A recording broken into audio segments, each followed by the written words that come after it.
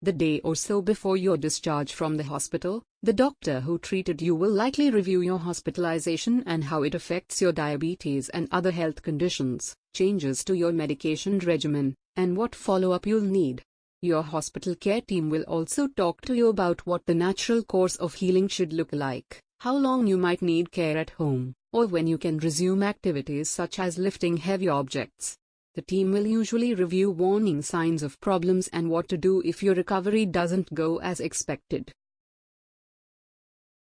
You may have a new medication plan after being in the hospital, either temporarily or long-term. You'll be given a written copy of the new plan so you can refer to it when you go home.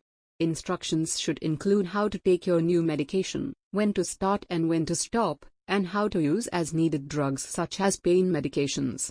Someone from your hospital care team, your doctor, pharmacist, or nurse, will review it with you and any home caregivers, family or professional, in person to make sure everyone understands the plan and that you're able to follow it.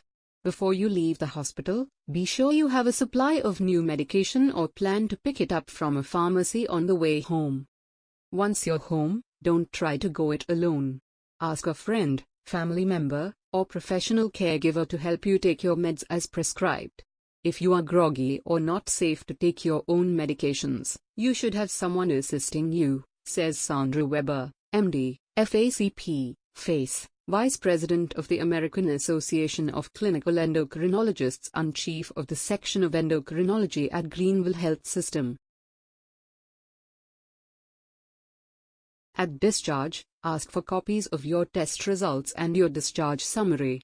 Your hospital may provide this information in print or electronic form.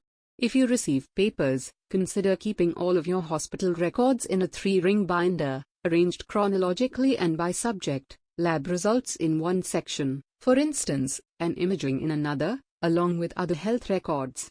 Bring this to your visit every time you see a doctor, says Susan Elizabeth Spratt, MD, Associate Professor of Medicine, Assistant Professor of Community and Family Medicine, and Director of Diabetes Services at Duke University. He or she may not need it, but it's always good to have it in case he or she does need to review it. Flag anything you have a question about, it will help you stay organized and on top of your management. Here is no standard for how billing is handled. It's likely that the hospital's financial care counselor will talk to you about payment before a planned hospitalization. If you have health insurance, you may need to pay a deductible or copay upfront, and your insurance will be billed before you see a final bill.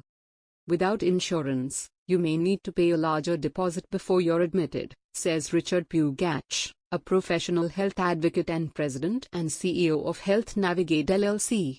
A health advocate familiar with matters of health insurance can assist you in finding the most appropriate health plan for your needs and can help minimize the likelihood of receiving unexpected hospital or physician bills.